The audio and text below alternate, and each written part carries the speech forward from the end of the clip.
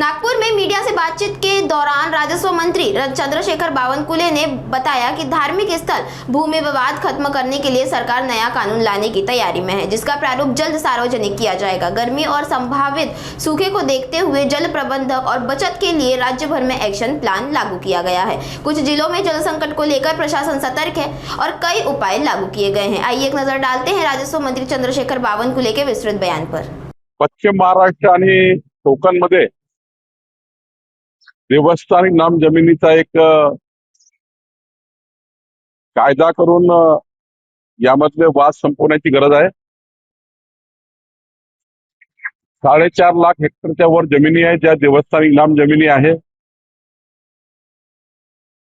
देवस्थानाचे हक्क काय आहेत, कुळाचे हक्क काय आहेत आणि वहिवाटाचे हक्क काय आहेत याबद्दलचा एक कायदा करण्याचा विचार सरकारचा आहे आणि हा कायदा 2-3 दिवसामध्ये महसूल खात्याच्या वेबसाईटवर पब्लिक डोमेनमध्ये टाकण्यात येणार आहे, जेणेकरून यामध्ये ज्यांना ज्यांना काही सुचवायचं असेल, ज्यांना ज्यांना काही आपलं मत मांडायचं असेल त्यांना आपलं मत मांडता येईल आणि अंतिमतः जुलैच्या अधिवेशनामध्ये आम्ही यावर चर्चा करणार आहोत।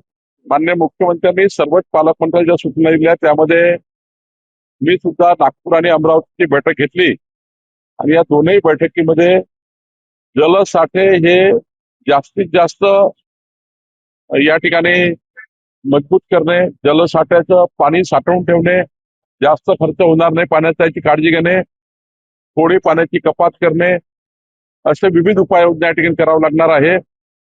थेंबन थेंब पाणी त्या ठिकाणी वाहून जाण्यापेक्षा ते पाणी थांबवणे आणि जिरवणे याकडे लक्ष आहे। त्यामुळं शेतकरी आणि गावातील सर्व जनतेला माझी विनंती आहे, शहरातील जनतेला विनंती आहे की या ठिकाणी पाणी यावर्षी वाचून वापरायचं आहे। खूप या ठिकाणी काटकसर करावी लागणार आहे, याकरता सर्व नागरिकांनी काळजी घ्यावी अशी सूचना आम्ही यापूर्वीच केली आहे आणि रोजच्याच आमच्या रोजच्याच प्रशासकीय कामकाजामध्ये अल निनो आणि त्यावर होणाऱ्या उपाययोजना याकरता आमचं लक्ष आहे। प्रशासन तयार आहे। महाराष्ट्राची बैठक माननीय मुख्यमंत्र्यांनी घेतली, मी अमरावती आणि नागपूरची बैठक घेतली आहे। नागपूर जिल्हाधिकारी, अमरावती जिल्हाधिकारी ऍक्शन मोडमध्ये आहे। महाराष्ट्राचे मुख्यमंत्री देवेंद्र फडणवीसजी यांचं पूर्ण लक्ष या महाराष्ट्राच्या या दुष्काळ परिस्थितीवर आहे। नाही, महाराष्ट्रामध्ये बुलढाणा, हिंगोली, परभणी, मराठवाडा, विदर्भ, काही पश्चिम महाराष्ट्राचा भाग या ठिकाणी दुष्काळ परिस्थितीमध्ये तिथे पाणी कमी पडतं, जलसाठे कमी आहे, त्यामुळे त्या ठिकाणी थोडं आपल्याला काळजी घ्यावी लागतं। बुलढाणाचा मी मागे आढावा घेतला, अकोल्यामध्ये आढावा घेतला, तिथं जिल्हाधिकाऱ्यांशी चर्चा केली आहे। निश्चितपणे यामध्ये कसा त्याच्यातला उपाययोजना करता येईल आणि जनतेला पाणी मिळेल याची काळजी सरकार घेणार आहे। मला अजून त्या ठिकाणी त्याचं खोलीकरण करणे, साठवण बंधारे असतील, कोल्हापुरी बंधारे असतील, त्या ठिकाणी या सर्व बंधाऱ्यांना पाणी अडवणे, रेन वॉटर हार्वेस्टिंग करणे, अशा अनेक उपाययोजना 17-18 उपाययोजना आपण केलेल्या आहेत, जे जिल्हाधिकारी नागपूरने पत्र काढलेलं आहे।